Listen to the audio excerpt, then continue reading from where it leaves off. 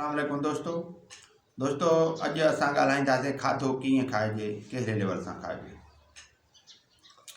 दोस्तों पहिरें खाधो खाइण जे लाइ जीअं नमाज़ में वेहबो आहे ईअं वेहिजे या हिकु गोॾो मथे करे वेहिजे ऐं पहिरें उन खाधे खे बिस्मिल्लाह रहमान रहीम करे माना खाइजे ऐं उन खे खाधे खे मुखातिब थी ईअं चवणो आहे जीअं मां तव्हांखे ॿुधाईंदो हलां। जेकॾहिं असां वटि कणिक जी मानी आॾो रखियलु आहे त चऊं त हीअ कणिक जी मानी अलाह जे ताक़त सां हीअ कणिक जी मानी खावां थो, हीअ माना कणिक जी मानी मूंखे माना को नुक़सानु न ॾिए, मूंखे फ़ाइदो ॾिए ऐं हिन मां मूंखे सिहत तंदुरुस्ती ऐं ताक़त मिले।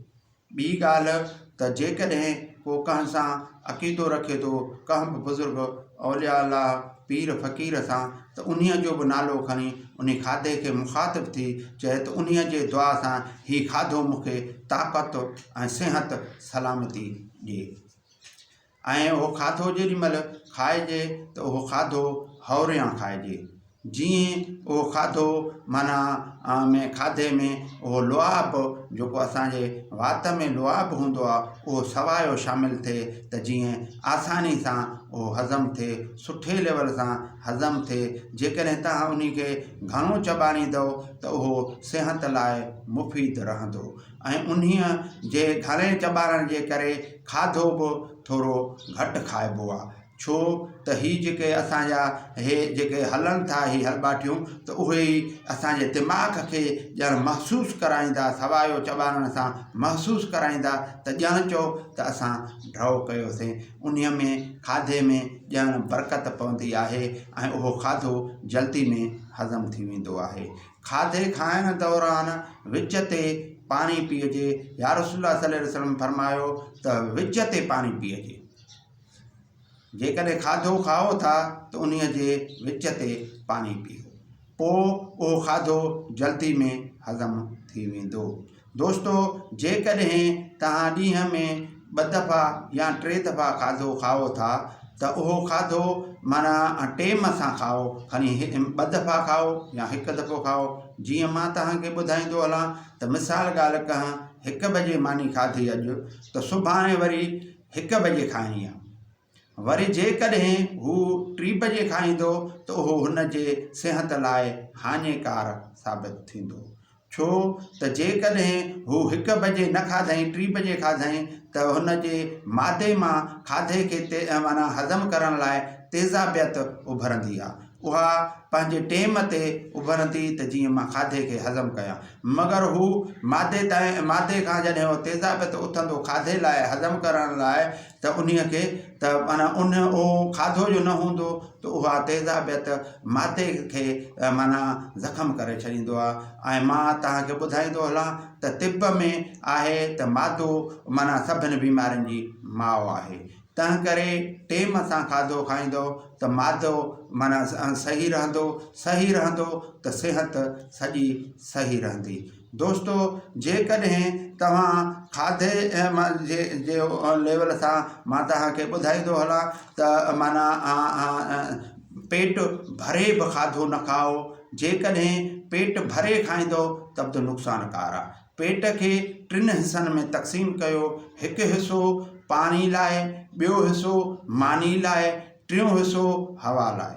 जेकॾहिं तव्हां फुल हुन खे कंदव, चवंदो त असां दॿे खणो खाऊं खाधो, त उहो सिहत लाइ नुक़सानकार साबित थींदो।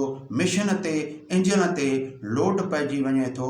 तव्हांखे मां ॿुधाईंदो हलां त जवानीअ में उहा शइ पहिरें महसूसु न कराईंदो आहे। जॾहिं 40-45 सालनि खां मथे थींदो त पोइ तमामु उहे शयूं तव्हांखे ॿुधाईंदियूं, तव्हांजो पंहिंजो जिस्म पाण खे ॿुधाईंदो त हाणे हीउ खाधो हज़म नथो थिए, हीउ नथो माना मूंखे भांउ पए, हाणे हीउ मां न खावां।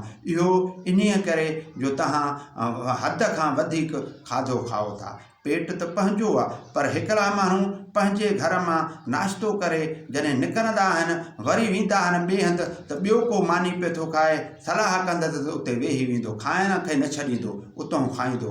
इहो बि लोड पियो वधीक इंजन ते, ऐं लोड पवण जे करे ही इंसान जूं उमिरियूं बि घटिजी वञनि थियूं, हुनजे सिहत अॻु में बुढ़ापे ॾे हलियो थो वञे, हुनजी सिहत ख़तमु थी वञे। पर जेकॾहिं उतां ॿिए हंधि बि खाई वरी अञा टे हंधि वेंदो, वरी कंहिं वटि संबोसो या पकोड़ो पियो थो खाए त उन्हीअ जो हो सलाह हणंदुसि, घुर्ज न हूंदुसि त बि खाईंदो, पर वरी अञा चोथे हंधि वेंदो त बि खाईंदो। सॼो ॾींहुं किथे बि ईअं न चवंदो त को मां खाई आयुसि।